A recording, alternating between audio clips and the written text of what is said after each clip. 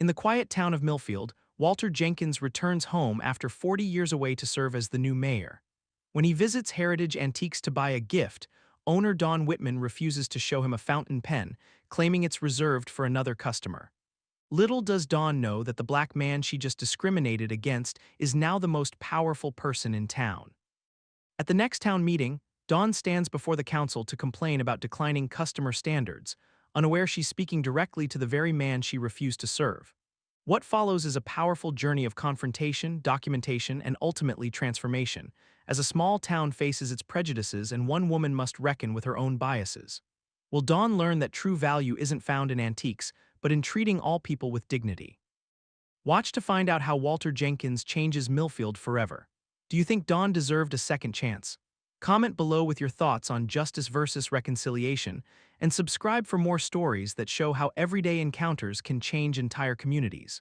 Walter Jenkins stepped onto the porch of his newly purchased Victorian home on Maple Street and breathed in the crisp autumn air.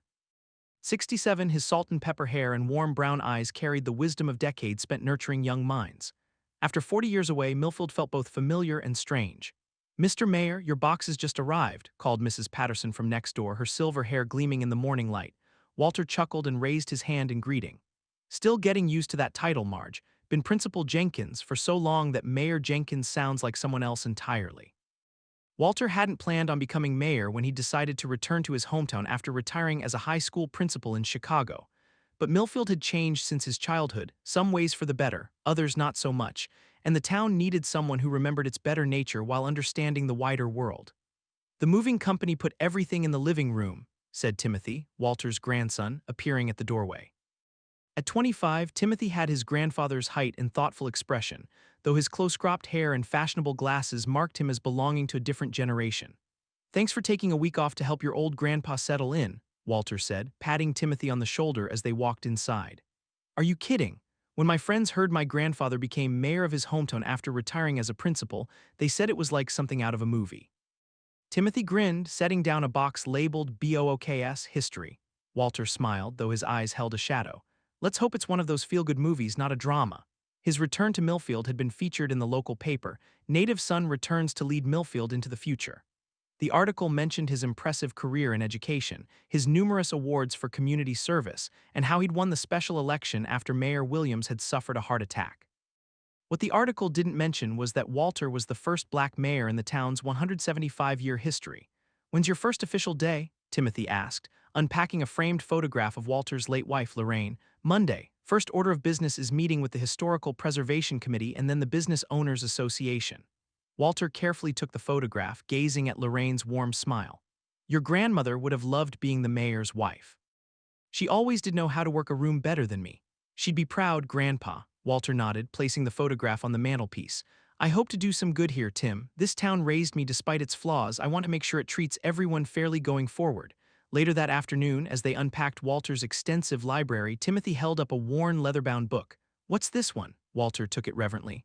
"My father's journal. He worked as the janitor at the courthouse for 30 years, never missed a day." He opened it carefully to reveal neat, precise handwriting. He wrote about everything he saw and heard, the good and the bad, how people treated each other, how justice worked or didn't in those days. "Is that why you wanted to come back and be mayor?" Walter closed the journal. "Partly. My father believed in this town even when it didn't believe in him. He always said, 'Change happens from within, son.'" Walter ran his fingers over the cover. "I figured it was time to put that theory to the test."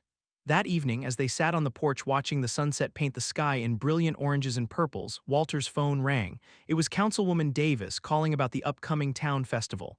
"We need to approve the final vendor list," she said. "There's been some disagreement about who should be allowed to participate." "Send me the list," Walter replied. "Every qualified business deserves a spot, no exceptions." After hanging up, Walter turned to Timothy with a sigh. "I've been back less than a week and already the politics are starting." "You can handle it, Grandpa. You managed hundreds of teenagers for decades." Walter laughed. "True enough, but teenagers are usually honest about their feelings. Adults tend to hide their true thoughts behind polite smiles and procedural objections." As night fell over Millfield, Walter stood looking out at the twinkling lights of the town below his hillside home. Tomorrow he'd need to find a gift for Councilwoman Davis's 30-year service anniversary. He'd heard there was an antique shop downtown with a fine collection of vintage pens, perfect for a dedicated public servant. "This town raised me," Walter whispered to himself, echoing his earlier words. Now it's time to return the favor and help it grow up a little more. Walter decided to visit Heritage Antiques early Tuesday morning, hoping to avoid the midday crowd. The shop sat in Millfield's historic district, a charming brick building with bay windows displaying an assortment of vintage treasures. The brass bell above the door announced his arrival with a melodic chime. Inside, the store smelled of furniture polish and old books. Antique lamps cast a warm glow over glass display cases filled with pocket watches, fountain pens, and delicate porcelain figurines. Walter immediately felt transported to another era, precisely the atmosphere that made Heritage Antiques the most popular antiquities shop in town. "Just looking, or can I help you find something?" A woman's voice called from behind the counter. Walter turned to see Dawn Whitman, a thin woman in her early 60s with immaculately styled blonde hair and pearl earrings. Her reading glasses hung from a beaded chain around her neck, and she wore a navy cardigan with gold buttons. "Morning," Walter replied with a warm smile. "I'm looking for a fountain pen, something elegant with some history behind it. It's for a service anniversary gift."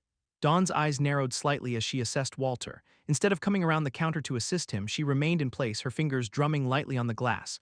"Our fine writing instruments are in the case over there," she said, gesturing vaguely toward the far wall. "Feel free to look." Walter nodded and made his way to the display case. Inside were dozens of pens, from simple black Parkers to ornate gold-plated fountain pens with mother-of-pearl inlays. One particular pen caught his eye, a vintage Montblanc with a deep burgundy barrel. "Excuse me," Walter called. "Could I see this Montblanc, please?" Dawn sighed audibly before reluctantly retrieving a set of keys from beneath the counter. As she approached, Walter noticed her maintaining an unusual distance, as if he might suddenly lunge for the merchandise. "Which one?" she asked curtly. "The burgundy Montblanc," Walter replied, maintaining his pleasant demeanor despite her coldness. Dawn unlocked the case and removed the pen with white cotton gloves. Instead of handing it to Walter, she placed it on the counter several feet away. "You can look at it there," she said. "These pens are quite valuable." Walter walked to the counter, noting that another customer, a middle-aged white woman browsing china plates, was freely handling the merchandise without supervision. "It's beautiful craftsmanship," Walter said, carefully examining the pen without touching it. "What's the history behind it?" "It's from the 1950s, Dawn replied tersely. "Very collectible, $450. Walter nodded, impressed by both the pen and its reasonable price for such a collectible. "I'll take it. It's perfect for Councilwoman Davis's service anniversary." Dawn's eyebrows raised slightly. "You know Councilwoman Davis?" "Yes, we work together," Walter replied simply, reaching for his wallet. Dawn suddenly placed her hand over the pen.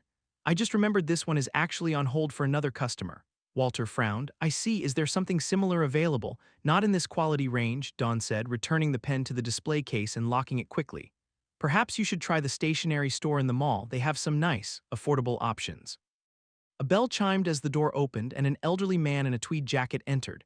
Dawn's face immediately brightened. "Judge Harrison, how lovely to see you," she called out, completely shifting her demeanor. "I have that silver pocket watch you inquired about last week." Walter stood at the counter, his credit card still in hand, effectively dismissed. The other customer, who had been browsing china, a woman with curly gray hair and kind eyes, looked up with a frown, clearly noticing the interaction. "Excuse me," Walter said firmly. "I'm still interested in purchasing a pen." Dawn barely glanced his way. "I'm sorry, but as I mentioned, we don't have anything suitable at the moment." "I don't understand," Walter said calmly. "You have an entire case of fountain pens." "Those are reserved for our regular customers," Dawn replied, her voice dropping to add, "or they're simply out of your price range. Now if you'll excuse me." Walter felt a familiar tightness in his chest, the same feeling he'd experienced countless times throughout his life when confronted with casual discrimination. But decades of working in education had taught him to maintain his composure in difficult situations. "I see," he said evenly. "Thank you for your time." As Walter turned to leave, the woman who had been browsing china approached him near the door. "Excuse me," she said quietly. "I couldn't help overhearing." "I'm Martha Wilson, the librarian at Millfield Public Library. What just happened wasn't right." Walter smiled softly. "Thank you, Martha. I'm Walter Jenkins." Martha's eyes widened with recognition. "Walter Jenkins, the new mayor. That's me," he confirmed. "Just trying to buy a gift before my first official town meeting tomorrow." "Well, Mayor Jenkins," Martha said, looking back at Dawn, who was now enthusiastically showing Judge Harrison various items, "I think what happened here is something the town should know about. Dawn Whitman has owned this shop for 20 years, and I've seen this kind of thing before." Walter nodded thoughtfully. "I appreciate your concern, Martha. Perhaps you could stop by my office tomorrow. I'd like to hear more." As they stepped outside onto the cobblestone sidewalk, Martha shook her head. "Welcome back to Millfield, Mayor Jenkins. I wish your homecoming shopping trip had gone better." It's all right, Walter replied, though his expression was serious. Sometimes these encounters remind us why we accepted the job in the first place. Walking back to his car, Walter pulled out his phone and made a quick voice memo, documenting what had just occurred while the details were fresh. As a lifelong educator, he knew that proper documentation was always the first step toward addressing any problem. Visited Heritage Antiques on Main Street, October 12th, approximately 9:45 a.m., he recorded quietly. Owner Dawn Whitman refused service, claimed items were reserved or too expensive without knowing my budget. Potential witness, Martha Wilson, town librarian. As he drove away, Walter glanced in his rearview mirror at the quaint storefronts of Millfield's historic district. The town looked picturesque and welcoming, a postcard-perfect scene. But as Walter had just been reminded, appearances could be deceiving. Walter sat in his home office later that afternoon, methodically organizing his notes from the encounter at Heritage Antiques. His decades as a principal had taught him the importance of thorough documentation, especially when addressing sensitive situations. On his desk lay a leather-bound notebook, his father's old voice recorder, and his smartphone with the morning's voice memo ready for transcription. "Timothy, could you come in here for a moment?" Walter called to his grandson. Timothy appeared in the doorway, laptop in hand. "What's up, Grandpa? I need your help with something," Walter explained, gesturing to the chair across from his desk. "I had an unpleasant encounter at an antique shop this morning. I'm documenting it properly." Timothy sat down, immediately concerned. "What happened?" Walter recounted the incident in detail, Dawn's dismissive behavior, the sudden claim that the pen was reserved, and the stark contrast in how she treated Judge Harrison. Timothy's expression darkened as he listened. "That's straight-up discrimination, Grandpa," Timothy said, shaking his head. "Did anyone else see it happen?" "Yes, the town librarian, Martha Wilson. She approached me afterward and mentioned she's seen Dawn behave this way before." Walter pulled out his phone and played the voice memo he'd recorded. Timothy nodded, opening his laptop. "Let me help you document this properly. I'll set up a spreadsheet to track everything: dates, times, witnesses, specific statements. If there's a pattern, we'll establish it." "I'd appreciate that," Walter said. "I was also thinking of paying the shop another visit, this time with you accompanying me." "Testing to see if she treats you differently when there's a witness?" Timothy asked. "Exactly, though I suspect she'll recognize me as the new mayor by then. My first official council meeting is tomorrow, and my picture was in last week's paper." The doorbell rang, interrupting their conversation. Walter opened the front door to find Martha Wilson standing on his porch, clutching a folder. "Mayor Jenkins, I hope I'm not intruding," Martha said, slightly out of breath. "I called your office and they said you were working from home today. I thought this might be important." "Not at all, Martha. Please come in," Walter replied, leading her to the living room where Timothy was now sitting with his laptop. "This is my grandson, Timothy. He's helping me document what happened this morning." "It's nice to meet you," Martha said, settling into an armchair. "After I left the antique shop, I went straight to the library and did some research." She opened her folder. "I've been keeping track of complaints about local businesses for years, part of a community feedback project. Heritage Antiques has had 7 verbal complaints in the past year alone, all from people of color." Walter nodded grimly. "Did any of these individuals file formal complaints with the town?" "That's the problem," Martha explained. "Didn't know how, or they worried about backlash in a small town. One man tried to file a complaint with the business association last year, but Dawn sits on the board and somehow it got dismissed as a misunderstanding." Timothy typed rapidly, cataloging this new information. "Do you have names of these customers? Would they be willing to share their experiences?" Martha handed over a list. 3 have agreed to talk if needed. The others were just passing through town." Walter studied the list thoughtfully. "This is excellent, Martha. Would you be willing to provide a written statement about what you witnessed today?" "Already prepared," Martha replied, pulling out a sealed envelope. "I've documented every detail I could remember, including the approximate times and exact quotes." Walter accepted the envelope with sincere gratitude. "Thank you for taking this initiative. Too often, these incidents go unreported and unaddressed." "I've lived in Millfield my entire life," Martha said. "This town has its problems, but it's also full of good people. When I heard you were coming back to be our mayor, I was hopeful things might finally change." After Martha left, Walter and Timothy continued organizing the evidence. Timothy created a secure digital folder with subcategories for witness statements, personal accounts, pattern evidence, and relevant town policies. "Grandpa, I found something interesting," Timothy said, looking up from his research. "The town actually has an anti-discrimination ordinance that was passed 15 years ago, but it's never been enforced. It specifically prohibits businesses from refusing service based on race." Walter raised his eyebrows. "Interesting. Send me that ordinance, please. I'll review it before tomorrow's meeting." The phone rang, and Walter answered to find Councilwoman Davis on the line. "Walter, I wanted to confirm you're prepared for tomorrow's business association meeting," she said. Dawn Whitman has requested time to discuss what she calls declining standards in customer behavior. Several other business owners seem concerned as well. I'll be ready, Helen, Walter assured her, catching Timothy's eye. In fact, I think it will be a very productive discussion. After hanging up, Walter smiled wryly.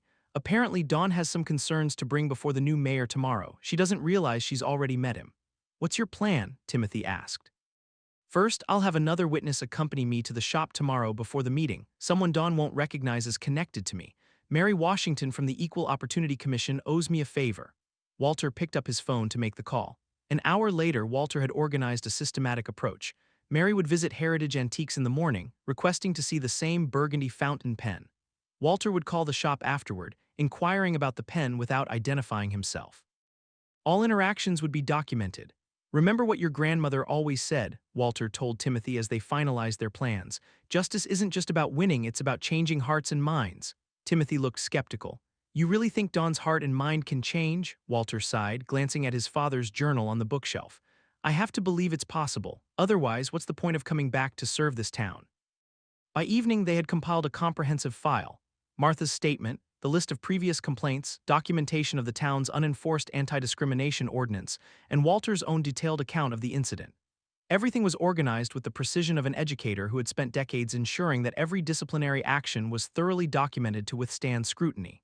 Tomorrow would bring the town meeting, and with it, Walter's first real test as mayor. As he reviewed their evidence one final time, he felt not anger but resolve. This wasn't about personal vindication. It was about ensuring Millfield lived up to its potential as a community where everyone was treated with dignity. Justice happens through documentation, witnesses, and proper channels, Walter reminded himself, echoing the lessons he'd taught countless students over the years. Systems could change, but only when good people insisted on accountability. The Millfield Town Hall stood as a testament to the community's history, a stately brick building with white columns and large windows that had witnessed over a century of local governance. By 5 o'clock that Wednesday evening, the main chamber was filled to capacity, with folding chairs added along the walls to accommodate the unexpected turnout. Walter arrived 15 minutes early, dressed in a tailored navy suit with a burgundy tie, the town colors.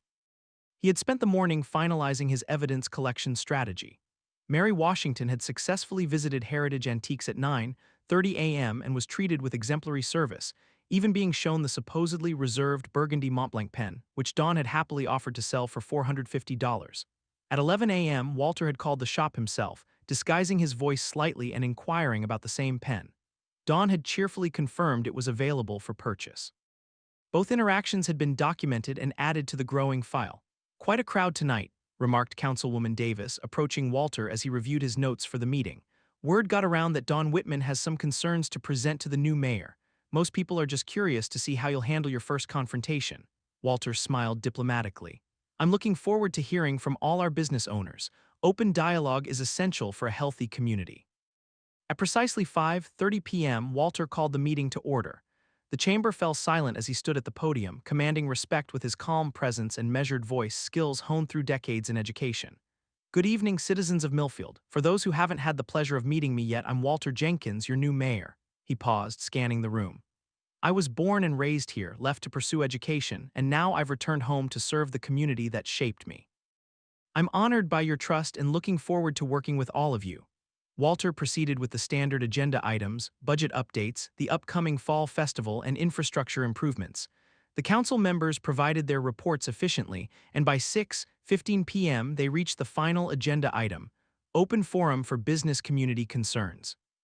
I understand several business owners have requested time to discuss matters of importance, Walter said. Dawn Whitman, I believe you're first on the list. Dawn rose from her seat in the third row, smoothing her tweed skirt as she approached the podium. She had never met the new mayor officially, having missed his swearing-in ceremony due to a buying trip. Her eyes remained fixed on her notes as she began speaking. Thank you, Mayor. Jenkins, was it? She glanced up briefly before continuing.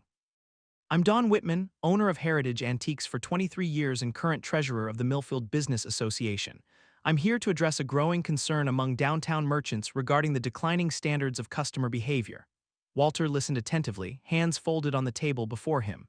Our historic district attracts visitors from all walks of life, Dawn continued, her voice growing more confident. While most are respectful, we've seen an increase in certain individuals who don't appreciate the value of our merchandise. People who waste our time with no intention to purchase, who handle delicate items carelessly, who may even present security concerns. Murmurs rippled through the audience. Martha Wilson, seated near the front, exchanged glances with Timothy in the back row. Just yesterday, Dawn said, I had someone insisting on handling a rare fountain pen when it was clearly beyond their means. When I suggested more appropriate venues for their shopping, they became indignant. We need clear guidelines for how businesses can protect themselves while maintaining Millfield's reputation for hospitality. Walter nodded thoughtfully. Thank you for bringing this concern to our attention, Ms. Whitman. Could you clarify what specific guidelines you're proposing? Dawn seemed pleased by the question. I believe shop owners should have discretion to direct customers to merchandise within their apparent budget. We should also be allowed to require proper identification before showing valuable items. She paused. Additionally, we need support from law enforcement for prompt response when we feel uncomfortable with certain elements entering our establishments. Walter leaned forward slightly. And what criteria would you suggest business owners use to determine a customer's apparent budget, or which elements might make you uncomfortable? Dawn hesitated, suddenly aware of the careful attention from the room. Well, it's a matter of experience, isn't it? After 23 years, I can tell who's serious about quality antiques and who's just browsing beyond their means. I see, Walter said, his voice remaining neutral. And this customer from yesterday, the one interested in the fountain pen, could you describe this interaction in more detail? Certainly, Dawn replied. A man came in asking about fountain pens. I directed him to the case, but when he wanted to see a $450 Mont Blanc, I could tell it wasn't a realistic purchase for him. I suggested the mall for more affordable options. And what specifically indicated this customer couldn't afford a $450 pen? Walter asked. Dawn shifted uncomfortably. Well, his general demeanor, and to be honest, he seemed out of place in a fine antique shop. Out of place, Walter repeated evenly. In what way? He just didn't seem like our usual clientele, Dawn replied, growing flustered. Walter nodded slowly, then reached into his briefcase and retrieved a leather wallet. Opening it, he removed his credit card and his mayoral identification badge, placing them on the table. Ms. Whitman, I'm curious, was it this American Express card that seemed insufficient for a $450 purchase? He held up the platinum card. Or perhaps it was something else about your customer that seemed out of place in your establishment? The room fell completely silent as recognition dawned on Dawn's face. She stared at Walter, her mouth opening slightly as the color drained from her cheeks. You were the customer? She stammered. Yes, Ms. Whitman, I was the customer you refused to sell a pen to yesterday morning, Walter confirmed calmly. The same pen you later offered to sell to Mary Washington at 9:30 this morning, and again to me when I called your shop at 11 a.m., both times at the same price of $450. Dawn gripped the podium. There must be some misunderstanding. I didn't realize you were the mayor. That's precisely the problem, isn't it? Walter interjected, still maintaining his composed demeanor. The way you treated me should not have changed based on my title or position. It should not change based on any characteristic unrelated to my ability to make a legitimate purchase. He stood up, addressing the entire room. This isn't just about one incident or one person. It's about who we are as a community. Millfield has an anti-discrimination ordinance that's been on the books for 15 years, but has never been meaningfully enforced. As your new mayor, I intend to change that. Walter walked around the table to stand directly before the citizens of Millfield. Tomorrow, I will be establishing a community standards review committee to ensure that all businesses in our town treat all customers with equal respect and dignity. I invite business owners and citizens alike to participate. Dawn had gone pale. Mayor Jenkins, I assure you there was no discrimination intended, if you felt. Ms. Whitman, Walter interrupted gently, this isn't about feelings, it's about actions, and we have documented evidence of a pattern of behavior. He gestured toward Martha Wilson, who held up her folder. What happened to me has happened to others, and it stops now not just in your shop but anywhere in Millfield. The town council members looked at one another, stunned by the unexpected confrontation. Councilwoman Davis recovered first. I move that we formally establish the Community Standards Review Committee as proposed by Mayor Jenkins, she said firmly. Seconded, called another council member. Walter returned to his seat. Motion carries. We'll finalize the committee structure at our next meeting. He looked directly at Dawn, who remained frozen at the podium. Ms. Whitman, thank you for bringing this important issue to our attention. Your concerns about customer behavior have indeed highlighted a significant problem in our community, just not the one you intended to address. As the meeting adjourned, citizens crowded around Walter, many sharing their own experiences with discrimination in Millfield. Timothy approached his grandfather with undisguised admiration. You handled that perfectly, Grandpa, he said quietly. Firm but fair. Walter nodded, watching as Dawn hurried from the chamber, avoiding eye contact with anyone. The real work starts tomorrow, he said. This was just the beginning. The morning after the town meeting, Millfield was abuzz with conversation. The local coffee shop, Perks and Brews, had a line extending out the door as residents gathered to discuss what many were calling the Heritage Antiques Showdown. Walter's methodical handling of Dawn's complaints had created exactly the kind of civic engagement he'd hoped for: uncomfortable but necessary dialogue about the town's unaddressed discrimination issues. Walter arrived at his mayoral office at 7:30 a.m. to find a stack of messages already waiting. His assistant Janice had organized them into 3 categories: support, concerns, and meeting requests. "Good morning, Mayor Jenkins," Janice said, handing him a steaming cup of coffee. "You've certainly made an impression. The phone hasn't stopped ringing since we opened." Walter accepted the coffee gratefully. "Thank you, Janice. Anything urgent I should address immediately? The Chamber of Commerce president wants to meet as soon as possible, and 3 business owners have requested information about the new committee. Also," she lowered her voice, "Dawn Whitman's lawyer called." Walter nodded, unsurprised. "Schedule the chamber president for 10 a.m. and let's set up a public information session about the committee for tomorrow evening. As for Ms. Whitman's lawyer, please direct them to the town attorney." At 9:15 a.m., while reviewing the town's long-neglected anti-discrimination ordinance, Walter received a call from Martha Wilson. "Mayor Jenkins, I thought you should know that Dawn opened her shop this morning, but she's already closed it again. There's a sign on the door saying, 'Closed for inventory.' And there's quite a bit of chatter on the town's social media groups." Walter opened his laptop to check the Millfield Community Forum, where a heated discussion was unfolding. Some residents were sharing their own experiences of discrimination at Heritage Antiques, while others were defending Dawn as old-fashioned but not racist. A few commenters questioned whether the new mayor was using his position to wage a personal vendetta. "Thank you for the update, Martha. Are you still willing to serve on the Community Standards Review Committee?" Walter asked. "Absolutely," Martha replied without hesitation. "In fact, I've been gathering names of other potential members, people who represent different perspectives in our community." After finishing his call with Martha, Walter walked to the window overlooking the town square. The Heritage Antiques storefront was visible from his office, its closed sign prominent in the window. He felt no satisfaction at Dawn's retreat, only determination to use this moment as a catalyst for meaningful change. At precisely 10 a.m., Charles Burnett, the Chamber of Commerce president, arrived. A tall man with a receding hairline and a perpetual look of concern, Charles had lived in Millfield his entire life and represented the town's old guard. "Walter," he began, foregoing formalities as they'd known each other since childhood, "I'm worried you've created quite a situation here." "Good morning, Charles," Walter replied calmly, gesturing for him to take a seat. "I presume you're here about Heritage Antiques?" Charles nodded. "Dawn Whitman has been a respected business owner in this town for over 2 decades. Her shop brings tourists from 3 counties. This public confrontation has put her in an impossible position." "Charles," Walter said, opening a folder on his desk, "what would you have done if a business owner had refused service to your son based on his appearance?" Charles shifted uncomfortably. "That's different. My son is." "Is what?" Walter interrupted gently. "Entitled to fair treatment. So am I, Charles. So is every citizen and visitor in Millfield." Walter slid several documents across the desk. "These are sworn statements from 7 individuals who experienced similar discrimination at Heritage Antiques over the past year alone. This isn't about one incident or one misunderstanding. It's about a pattern of behavior that violates town ordinances and basic human decency." Charles reviewed the statements, his expression growing more troubled with each page. "I had no idea," he admitted finally.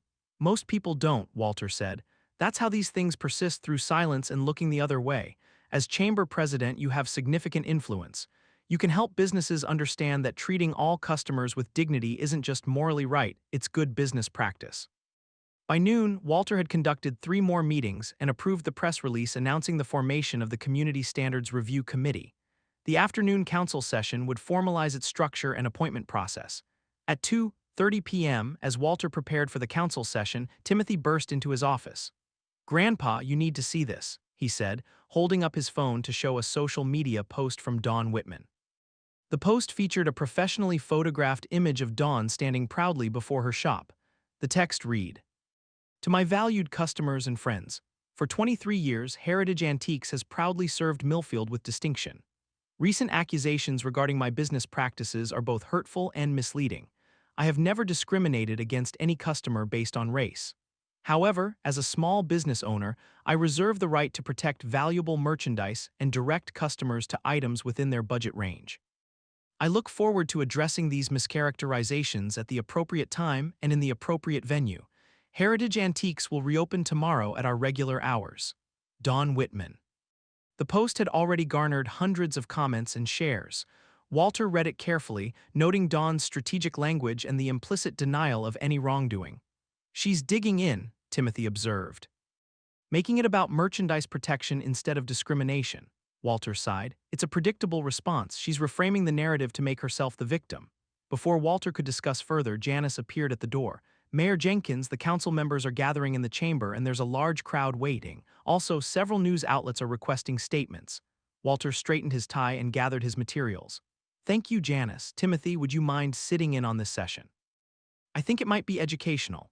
The council chamber was indeed packed when Walter arrived. News cameras lined the back wall and citizens filled every available seat. Dawn Whitman sat in the front row, accompanied by a man in an expensive suit who Walter assumed was her attorney. She met his gaze briefly before looking away. As Walter called the meeting to order, he noticed something unexpected. Several other business owners were wearing small blue ribbons on their lapels. Martha Wilson, seated nearby, leaned over to whisper, "They're showing solidarity with your anti-discrimination initiative. It started this morning at the chamber breakfast." Walter felt a surge of hope as he addressed the assembly. "Good afternoon. Today we gather to formalize the Community Standards Review Committee, as proposed yesterday. This committee will ensure that Millfield's existing anti-discrimination ordinance is properly understood, implemented, and enforced." He outlined the committee's structure: 7 members representing diverse community perspectives, including business owners, community advocates, and ordinary citizens. The committee would review complaints, provide education, and recommend policy updates. This isn't about punishment, Walter emphasized. It's about growth. Millfield has the opportunity to become a model for how a small town can honor its heritage while embracing the dignity of all people. As Walter finished his presentation, Dawn's attorney stood up. "Mayor Jenkins, my client has significant concerns about how she was treated at yesterday's meeting. She was blindsided and publicly humiliated without due process." Walter nodded respectfully. "I understand your concern, counselor. However, Ms. Whitman came to a public meeting to propose policies that would codify discriminatory practices. She was not singled out. She volunteered to be the spokesperson for these ideas." The attorney persisted. "My client denies any discrimination and rejects the characterization of her business practices. She has a spotless record with the Better Business Bureau." Walter remained calm. "The committee will provide a fair process for addressing specific complaints. If Ms. Whitman believes she's been wrongly accused, that process will allow her to present her perspective." Dawn suddenly stood up, her voice tense but controlled. "Mayor Jenkins, may I address the council directly?" Walter nodded. "Of course, Ms. Whitman." Dawn approached the podium, her back rigid with indignation. "I've served this community faithfully for 23 years. My shop has been featured in regional tourism magazines. I've donated to every community fundraiser. And now I'm being painted as some kind of bigot because of a misunderstanding." She turned to face the audience. "Yes, I denied service to someone yesterday, but not because of their race, because I genuinely believed the item was reserved for another customer. It was an honest mistake during a busy morning." Murmurs rippled through the crowd as Dawn continued. "I acknowledge that the person I turned away happened to be our new mayor. Had I recognized Mayor Jenkins, of course I would have shown him every courtesy. But that doesn't make my error discriminatory, it makes it human." Walter allowed her to finish before responding. "Ms. Whitman, I appreciate your perspective. However, your explanation doesn't address why you offered the same pen to another customer just hours later, or why you confirmed its availability when I called your shop. Nor does it explain the similar experiences reported by other customers who happen to share my race." Dawn's composure faltered slightly. "Those are unsubstantiated accusations." "Actually," Walter replied, "they're documented statements from credible witnesses. The committee will review all evidence fairly, including any you wish to submit." He addressed the entire assembly. "This isn't about one person or one business. It's about establishing clear expectations for our entire community. The ordinance already exists. We're simply creating the mechanism to make it meaningful." The council voted 6-1 to establish the committee, with only one member abstaining due to a potential conflict of interest. As the meeting adjourned, Dawn turned to leave but found herself face-to-face with Walter in the aisle. For a moment they stood in silence, the weight of decades of history, both personal and societal, hanging between them. "This isn't over, Mayor Jenkins," Dawn said quietly. "You're right, Ms. Whitman," Walter replied. "It's just beginning, but how it ends is partly up to you." As Dawn departed with her attorney, Timothy approached his grandfather. "What now?" he asked. Walter watched Dawn's retreating figure. Now we follow the process, fairly, transparently, and consistently. He turned to Timothy with a determined smile. Justice isn't about winning a confrontation, it's about creating systems that work for everyone. The day after the council meeting, Millfield awakened to find Heritage Antiques surrounded by news vans. Dawn's social media post had transformed a local incident into a regional story. Small-town discrimination showdown read one headline. New black mayor confronts business owner proclaimed another. Walter observed the coverage with mixed emotions. While he hadn't sought publicity, the attention created an opportunity for meaningful community dialogue. His phone rang constantly with calls from neighboring town officials, civil rights organizations, and concerned citizens. The tourism board is worried about negative publicity, Councilwoman Davis reported during their morning briefing. 3 bus tour have already called asking if they should reconsider their scheduled visits. Walter nodded thoughtfully. Let's schedule a press conference for tomorrow. We'll outline our community standards initiative as a positive step forward, not a scandal. Millfield should be known as a town that addresses problems honestly, not one that hides them. By mid-afternoon, a notable trend emerged. Several downtown businesses had placed newly printed signs in their windows reading "All customers welcome" or "Proud to serve everyone." The local print shop had created them overnight, distributing them free of charge. It's spreading beyond Main Street, Timothy reported, showing Walter photos on his phone. Even the hardware store out by the highway has one.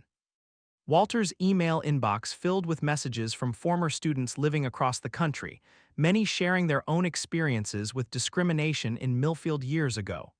One message particularly touched him. Mr. Jenkins, you taught me American history in 1997. You always said, history isn't just about what happened, it's about what we choose to remember and what we decide to change. I left Millfield because I never felt welcome there. Now I'm considering bringing my family back to visit. Thank you for remembering those of us who were forgotten. Not all responses were supportive. A small yet vocal contingent defended Dawn, portraying Walter as an outsider using his position to settle personal grievances. Anonymous flyers appeared on some bulletin boards asking, "Who's really discriminating against whom?" The Community Standards Review Committee took shape rapidly. Martha Wilson served as chair, joined by a diverse group including a retired judge, a civil rights attorney, 2 business owners, a high school student, and a religious leader. Their first official meeting, held in the town library's conference room, drew an overflow crowd. Those unable to find seats stood along the walls, listening intently as Martha outlined the committee's purpose. "We're not here to punish or shame," she emphasized. "We're here to educate, mediate, and elevate our community standards.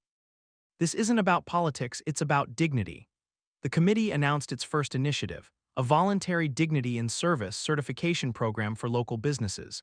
Participants would receive training on equitable customer service and display a special emblem indicating their commitment.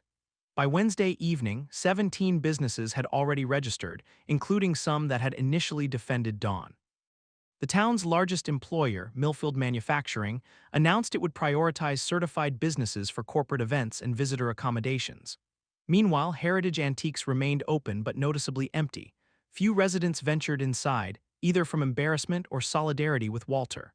Dawn maintained her innocence in increasingly defensive social media posts, each drawing less engagement than the last. On Thursday morning, Walter received an unexpected visit from Judge Harrison, the customer Dawn had eagerly assisted during Walter's encounter. "Mayor Jenkins," the judge began uncomfortably, "I need to speak with you about what happened at Heritage Antiques." Walter invited him to sit. "I'm listening, Judge. I've been a customer there for years," Harrison explained. "I never noticed any discrimination because, well, I never had to. But after your revelation at the council meeting, I've been reflecting on what I witnessed." He paused. "The way Dawn dismissed you while fawning over me was wrong. I should have said something." Walter appreciated the judge's candor. "It's difficult to recognize injustice when it doesn't affect us personally." "I've spoken with Dawn," Harrison continued. "She still doesn't fully understand what she did wrong, but she's losing business and reputation. I think she might be ready to listen." Walter considered this development carefully. "Thank you for coming forward, Judge. Would you be willing to facilitate a conversation between us?" By Friday afternoon, word had spread throughout Millfield. Heritage Antiques had applied for the Dignity in Service certification program. Dawn hadn't made a public statement, but her actions suggested a potential turning point. That evening, Walter sat on his porch with Timothy, watching the sunset over their changing town. "Do you think Dawn really wants to change, or is she just protecting her business?" Timothy asked skeptically. Walter smiled thoughtfully. "Sometimes real change starts with practical necessity rather than moral enlightenment. The important thing is that she's taken the first step." 3 weeks after the confrontation at the town council meeting, Walter stood at the podium in Millfield's community center, addressing a capacity crowd. The Dignity in Service initiative had officially launched, with 32 local businesses receiving their certification emblems. Today marks not an ending but a beginning, Walter announced, surveying the faces before him. These emblems represent more than compliance with our anti-discrimination ordinance. They symbolize Millfield's commitment to treating every person with dignity and respect. Dawn Whitman sat in the middle row, her posture stiff but attentive. The journey to this moment had been complicated. After Judge Harrison facilitated an initial conversation, Dawn had reluctantly agreed to participate in the certification program. Her first training session had been tense, with Martha Wilson gently but firmly guiding discussions about unconscious bias and microaggressions. Being certified doesn't mean perfection, Walter continued. It means commitment to growth. It means acknowledging mistakes and learning from them. It means understanding that our intentions don't always match our impact. Following the ceremony, attendees gathered for refreshments. Walter noticed Dawn standing alone near the window, clutching her emblem, a blue shield with Dignity in Service inscribed in gold lettering. Ms. Whitman, Walter acknowledged, approaching her. Thank you for participating today. Dawn nodded stiffly. I had little choice given the circumstances. There's always a choice, Walter replied calmly. You chose to learn rather than close your business. That takes courage. Dawn studied him carefully. The training was illuminating. I still don't believe I intended to discriminate against you or anyone else. I believe you, Walter said, surprising her. Few people wake up intending to discriminate, but intention and impact are different things. Dawn's expression softened slightly. The scenario exercises were helpful. I recognized myself in some of them, assumptions I've made without realizing it. Their conversation was interrupted by Timothy, who approached with an elderly couple. Grandpa, these are the Wilsons. They drove from Springfield just to attend today's ceremony. Mr. Wilson, a black man in his 80s, extended his hand to Walter. Mayor Jenkins, I grew up in Millfield but left in 1958 after my family's business couldn't get a loan from the local bank. Reading about what you're doing here, it gives me hope. As Walter chatted with the Wilsons, he noticed Dawn listening intently to their stories of the Millfield they had known decades ago. Her expression revealed genuine surprise at hearing about experiences so different from her own. Next morning, Walter visited Heritage Antiques. The Dignity in Service emblem was prominently displayed in the window alongside a new sign, All collectors welcome, free appraisals every Thursday. Dawn greeted him with cautious politeness. Mayor Jenkins, what can I help you with today? I'm still looking for that fountain pen for Councilwoman Davis, Walter replied with a small smile. Dawn nodded, leading him to the display case. The burgundy Mont Blanc is still available. Would you like to see it? This time she handed him the pen directly, allowing him to examine it properly. The transaction proceeded smoothly, and as Walter prepared to leave with his purchase, Dawn spoke. Mayor Jenkins, Walter, I want you to know I'm implementing changes beyond just displaying the emblem. I've hired a part-time assistant from the community college's diversity program, and I'm revising our customer service policies. Walter nodded appreciatively. Small steps in the right direction. By month's end, the Community Standards Review Committee had processed 15 complaints against various businesses, resolving most through mediation and education. The regional press, initially drawn by controversy, now reported on Millfield's innovative approach to addressing discrimination in a small-town context. Timothy extended his stay, helping Walter document the initiative for potential implementation in other communities. You know what impresses me most, he told his grandfather. Dawn has become one of the program's strongest advocates. She's speaking to the Chamber of Commerce next week. Walter smiled, remembering his father's words from long ago, change happens from within, son. On a crisp autumn evening, as fallen leaves crunched beneath his feet, Walter walked through downtown Millfield. The storefronts gleamed with Halloween decorations, and nearly every business displayed the Dignity in Service emblem. Outside Heritage Antiques, Dawn was hosting an after-hours event for young collectors, with Timothy among the attendees. Walter paused, watching through the window as Dawn demonstrated proper handling techniques to a diverse group of enthusiastic teenagers. The burgundy Mont Blanc, now kept as a display piece, sat in a special case near the register, accompanied by a small placard, the pen that wrote a new chapter for Millfield. Walter continued his walk, satisfied not with victory but with progress. Millfield wasn't perfect, no community ever is, but it was facing its flaws honestly and working toward genuine inclusion. That, he reflected, was worth coming home for.